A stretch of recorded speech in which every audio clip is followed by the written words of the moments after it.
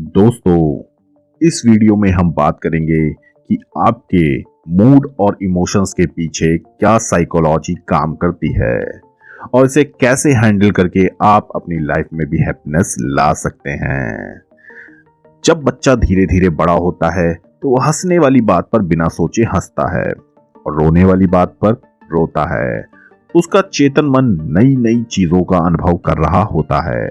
वह सही गलत के फलसफे में बहुत उलझा हुआ नहीं होता है।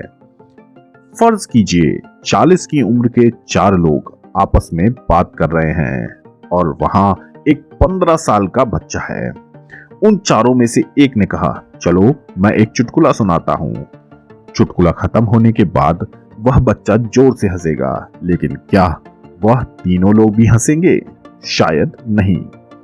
वह तीनों लोग चुटकुले का अपने अपने सेंस ऑफ ह्यूमर से आकलन करेंगे और अगर उन्हें लगता है कि सच में चुटकुला मजेदार है तो वह हंसेंगे। दोस्तों, जैसे जैसे हम बड़े होते जाते हैं, विचारों का संग्रहालय हमारे दिमाग में बनता जाता है। यह विचार ही हैं जो हमारे दिमाग में बहुत से रसायनों का सिक्रीशन करते हैं।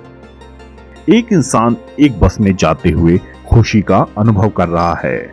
वही इंसान उसी बस में अगले दिन जाते हुए दुखी महसूस करता है। सोचने वाली बात है कि इन 2 दिनों में उसके साथ कुछ भी बुरा नहीं हुआ है। क्या यह उन विचारों के पैटर्न की वजह से है जिसने आपकी खुशी का भी पैटर्न बना दिया है? एक लड़का अपने बॉस से जब भी मिलने जाता है, उसकी घबराहट बहुत ज्यादा बढ़ जाती है। यह डर उसके मस्तिष्क में एक प्रकार का रसायन सिक्रीट करता है। यह सिलसिला काफी समय तक चलता रहता है और कुछ समय बाद बॉस से नहीं मिलने पर भी उसे घबराहट शुरू हो जाती है। आइए समझते हैं कि यह पूरा सिस्टम आखिर काम कैसे करता है। दोस्तों, शोधों से पता चला है कि खुशी के लिए आनुवंशिक कारक 35 से 50% तक प्रभाव डालते हैं। कहने का मतलब यह है कि यदि आपके पूर्वज चीजों को अच्छे तरीके से हैंडल कर लेते थे तो शायद आप में भी वह क्षमता है। कुछ जीन जो आपकी मनोदशा और इमोशनल बिहेवियर से रिलेटेड हैं, जैसे मेलाटोनिन और ऑरेक्सिन DRD2, जिसके बारे में हम आगे चर्चा करेंगे।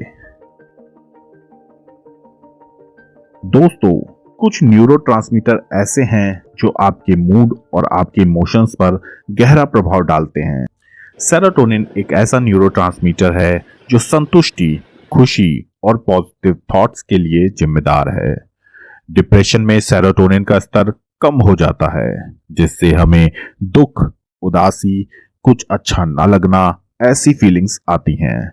फिर हम डॉक्टर के पास जाते हैं और हमें सेरोटोनिन बढ़ाने वाली दवा खाने को दिया जाता है। दूसरा, डोपामाइन। डोपामाइन भी एक न्यूरोट्रांसमीटर है जिसके बढ़े हुए स्तर से पॉजिटिव थॉट्स आते हैं। तीसरा, नॉरएपिनेफ्रिन। दोस्तों, नॉरएपिनेफ्रिन न्यूरोट्रांसमीटर भी खुशी के स्तर से जुड़ा हुआ है। चौथा, एंडोर्फिन। दोस्तों, यह न्यूरोट्रांसमीटर व्यायाम, प्रेम, संगीत, चॉकलेट खाने, हंसी, सेक्स के दौरान स्रावित होता है। एंडोर्फिन का स्तर कम होने से पॉजिटिव थॉट्स में भी कमी आने लगती है। दोस्तों, कुछ हार्मोन्स भी हैं जो हमारे मूड और हैप्पीनेस के लिए जिम्मेदार होते हैं। कॉर्टिसोल। दोस्तों, इसे स्ट्रेस हार्मोन भी कहते हैं। ये एक स्टेरॉयड हार्मोन है। इस हार्मोन का काम है स्ट्रेस मैनेजमेंट करना। एपिनेफ्रिन। दोस्तों, ये हार्मोन एड्रिनल ग्लैंड से निकलता है। ये हार्ट रेट और ब्लड वेसल्स को रेगुलेट करता है। ऑक्सीटोसिन। ये एक पेप्टाइड हार्मोन है जो पिट्यूटरी ग्लैंड से निकलता है। यह दूसरों से रिलेशनशिप, पॉजिटिव सोशल बिहेवियर के लिए जिम्मेदार होता है। और आपको तो पता ही है कि हैप्पीनेस और सोशल रिलेशनशिप का कितना गहरा संबंध है। तो चलिए दोस्तों, अब हम सारे कारणों को जान चुके हैं जो मूड और हैप्पीनेस, एंजाइटी, इमोशंस, इन सब के लिए जिम्मेदार होते हैं। अब जानते हैं कि हम क्या क्या चीजें करें जिनसे हम इन सब को कंट्रोल कर सकें। मेलाटोनिन हार्मोन नींद के लिए जिम्मेदार होता है। तेज प्रकाश में इसकी मात्रा कम हो जाती है। तनाव और हृदय रोग से बचना है तो रात में अच्छी नींद तो आनी ही चाहिए। इसलिए हम रात में लाइट्स ऑफ करके सोते हैं। अच्छी नींद के लिए ज्यादा कैफीन और ड्रग से बचना चाहिए।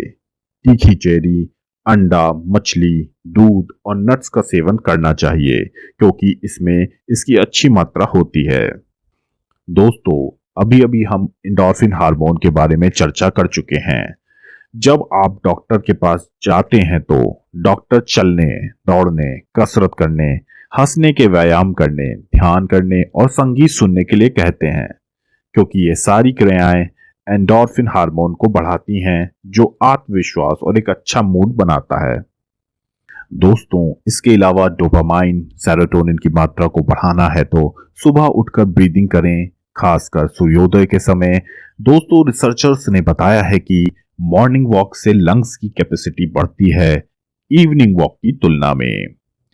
अमेरिकन साइकोलॉजिस्ट एसोसिएशन में प्रकाशित एक लेख के अनुसार सुबह के व्यायाम से स्वस्थ आदतों के विकास और रखरखाव को बढ़ावा मिलता है। इसके अलावा दोस्तों, खुद को छोटे छोटे गोल्स दीजिए और उन्हें पाने में जुट जाइए। शाम को परिवार के सदस्यों के बीच खेल प्रतियोगिताओं का आयोजन करिए और सबसे जरूरी चीज, अपने दिमाग को अपने बारे में गलत धारणा बनाने ना दें। उसे हमेशा बताएं, हम इस संसार में सबसे सुंदर और आनंद से भरपूर प्राणी हैं। हमारा जीवन प्रकाशमय है, हम सिर्फ और सिर्फ बेहतर के लिए हैं और हमारा जीवन भी बेहतरी के लिए है। हम अत्यंत ऊर्जावान और शक्तिशाली हैं। तो दोस्तों, ऐसे ही मोटिवेशंस की साइंटिफिक गतिविधियों के साथ फिर से हाजिर होंगे। तब तक के लिए धन्यवाद। जय हिंद।